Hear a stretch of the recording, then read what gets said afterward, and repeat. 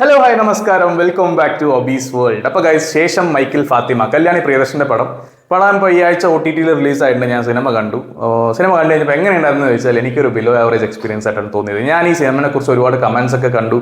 കുറേ പേരൊക്കെ ഒരു ആവറേജ് പടം എന്നൊക്കെ പറഞ്ഞു, കുറച്ച് പേര് നല്ലൊരു ഫീൽ ഗുഡ് പടമാണെന്നൊക്കെ പറഞ്ഞ് കമൻസ് കണ്ടപ്പോഴേ ഞാൻ സിനിമ ഒന്ന് കാണാൻ തീരുമാനിച്ചത്. പടത്തിൻ്റെ സ്റ്റോറി ലൈനൊക്കെ കൊള്ളായിരുന്നു. സാധാരണ മലപ്പുറത്തെ ഒരു പെൺകുട്ടി ഇന്ത്യയിലെ ഏറ്റവും മികച്ച ഒരു ഫുട്ബോൾ ലീഗിന്റെ കമന്റേറ്റർ ആവുന്നു. ഇതാണ് പടത്തിന്റെ സ്റ്റോറി ലൈൻ. അതൊരു മികച്ച സ്റ്റോറി ലൈൻ തന്നെയാണ്.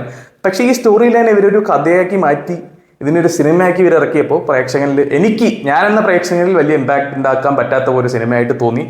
മെയിൻലി ഇതിൽ വന്ന പ്രോബ്ലംസ് എന്ന് വെച്ചാൽ ആദ്യം തന്നെ കല്യാണി പ്രിയദർശന്റെ ഈ ഒരു ക്യാരക്ടർ, പുള്ളിക്കാരത്തി പറയുന്ന മലപ്പുറം ഭാഷ ഒരുപാട് കഷ്ടപ്പെട്ട് പറയുന്നത് പോലെ തോന്നി. അതൊരു ആർട്ടിഫിഷ്യലായിട്ട് തോന്നി. അതുപോലെ തന്നെ കമൻട്രി ആണല്ലോ മെയിൻ സംഭവം. അപ്പോൾ ഈ കമൻട്രി പറയുമ്പോൾ അത് നമുക്ക് ഭയങ്കര ഇമ്പാക്ട് ഉണ്ടാക്കുന്ന ഒരു കമൻട്രി ആയിരിക്കണം, അല്ലെങ്കിൽ നമുക്കൊരു രോമാഞ്ചിഫിക്കേഷൻ വരുന്ന കമൻട്രി ആക്കണം. നമ്മുടെ ഷൈജു ദാമോദരനൊക്കെ പറയുന്നത് പോലെ മലയാളം റീജിയണൽ കമൻട്രി അത്ര സൂപ്പർ ആയിരിക്കണം. പക്ഷേ ഇവർ ഈ കമൻട്രി പറയുമ്പോൾ എനിക്ക് ബോറടിച്ചു പോയി ആക്ച്വലി. അയ്യോ, ഇത് ഒരുപാട് ആർട്ടിഫിഷ്യൽ ആയല്ലോ, എന്തിനാ ഇപ്പോൾ ഇങ്ങോട്ട് ഇങ്ങനെയൊക്കെ സംസാരിക്കാൻ തോന്നുന്ന വിധത്തിലൊരു കമൻട്രി. അത് തന്നെയാണ് മെയിൻ ഒരു ഫ്ലോ ആയിട്ട് എനിക്ക് തോന്നിയത്, ഒരു ഫ്ലോ ബാക്ക് ആയിട്ട് തോന്നിയത്. പിന്നെ അതിനുശേഷം ആ പെൺകുട്ടി ഫേസ് ചെയ്യുന്ന സ്ട്രഗിൾസ് ആയിക്കോട്ടെ, ഒരുപാട് സ്പോർട്സ് ഡ്രാമയിൽ കണ്ടുമെടുത്തൊരു സ്ട്രഗിൾ തന്നെയാണ്. നിങ്ങൾ ഇതിനു മുമ്പ് കുറച്ച് സ്പോർട്സ് ഡ്രാമാസ് ഫിലിംസ് ഒക്കെ കണ്ടിട്ടുണ്ടെങ്കിൽ തീർച്ചയായും ഈ പറയുന്ന സ്ട്രഗിൾസ് ഒക്കെ നിങ്ങൾ എല്ലാ സിനിമയിലും കണ്ടിട്ടുണ്ടാവും.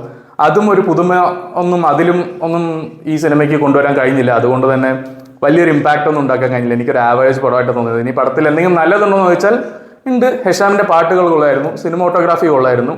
അതുപോലെ തന്നെ അഭിനയിച്ചതിൽ സുധീഷ്, കല്യാണിയുടെ അച്ഛനായിട്ട് അഭിനയിച്ച സുധീഷിന്റെ ക്യാരക്ടർ നന്നായിരുന്നു.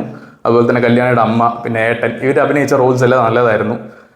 പിന്നെ ബാക്കിയുള്ളവരൊക്കെ അഭിനയിച്ചവരെല്ലാം ഒരു നല്ല പോലെ തന്നെ അഭിനയിച്ചിട്ടുണ്ട്. അത് മാത്രമേ ഉള്ളൂ. അല്ലാതെ പടത്തിൽ വലിയ ഇമ്പാക്ട്, സ്റ്റോറി വെച്ചിട്ടൊന്നും നമ്മളുടെ ഒന്നും വലിയൊരു ഇമ്പാക്റ്റോ അല്ലെങ്കിൽ അത്ര നല്ലൊരു ഫീൽ ഗുഡ് മൂവി എന്ന് പറയാനുള്ളതൊന്നും ഉണ്ടായിരുന്നില്ല.